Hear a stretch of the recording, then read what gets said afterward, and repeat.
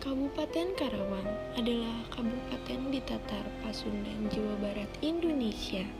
Seperti yang kita tahu, bahwa kota Karawang sering dijuluki dengan kota pangkal perjuangan, kota lumbung padi, dan kota industri.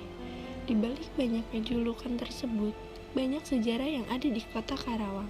Salah satunya, Monumen Kebulatan Tekad Tugu Perjuangan Renggas Dengklok atau Tugu Proklamasi Renggas Dengklok. Tugu Proklamasi Renggas Dengklok berdasarkan catatan sejarah sangat erat kaitannya dengan peristiwa Renggas Dengklok. Peristiwa Renggas Dengklok adalah peristiwa penculikan yang dilakukan oleh sejumlah pemuda terhadap Soekarno dan Hatta. Peristiwa ini terjadi pada tanggal 16 Agustus 1945. Soekarno dan Hatta dibawa ke Renggas Dengklok Karawang untuk kemudian didesak agar mempercepat proklamasi kemerdekaan Republik Indonesia. Sampai dengan terjadinya kesepakatan antara golongan tua yang diwakili Soekarno dan Hatta serta Mr. Ahmad Subarjo dengan golongan muda tentang kapan proklamasi kemerdekaan Republik Indonesia. Teks proklamasi disusun di Renggas Dengklok, tepatnya di rumah seorang Tionghoa yang bernama Chiao Kisong. Sebagai persiapan untuk proklamasi kemerdekaan Indonesia, bendera merah putih sudah dikibarkan para pejuang di Renggas Dengklok pada Kamis tanggal 16 Agustus 1945. Peristiwa Renggas Dengklok selain dapat dihayati melalui rumah persinggahan Bung Karno dan Bung Hatta, juga lebih dapat dimaknai melalui Monumen Tugu Kebulatan Tekad atau Tugu Proklamasi Renggas Dengklok. Monumen ini dibangun di atas tanah seluas 1.500 meter yang merupakan bekas lokasi markas peta pembela tanah air. Lahan monumen berbentuk segitiga. Sudut di bagian timur merupakan jalan masuk ke area monumen.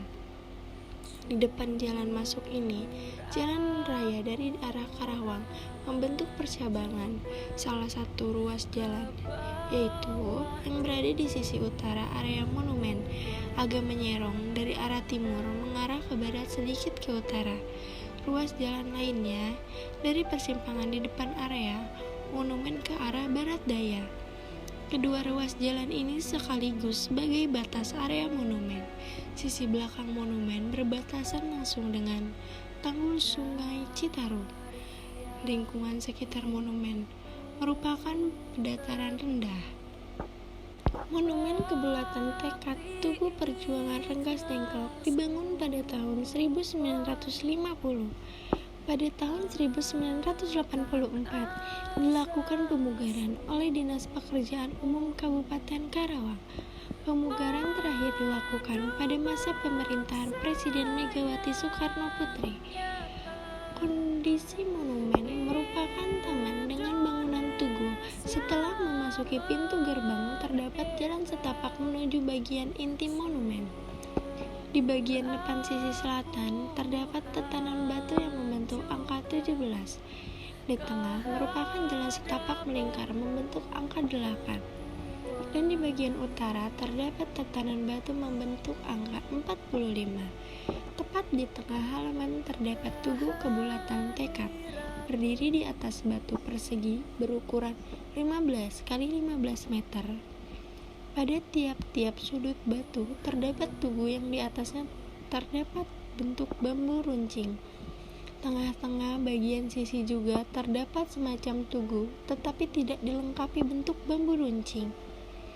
Di tengah-tengah batu ini berdiri Tugu Kebulatan Tekad yang bentuknya terdiri 3 bagian. Bagian bawah merupakan semacam alas berukuran 3 x 3 meter, disusun secara berundak-undak terdiri 5 undakan. Di atasnya merupakan bagian badan berbentuk kotak. Pada panel yang berada di depan terdapat teks proklamasi. Di atas bagian ini terdapat bentuk bola besar yang dikelilingi 4 bola kecil pada setiap sudut. Pada bola besar terdapat tulisan 17 Agustus 1945. Di atas bola besar tersebut terdapat bentuk tangan kiri mengepal ke atas dengan telapak menghadap ke depan.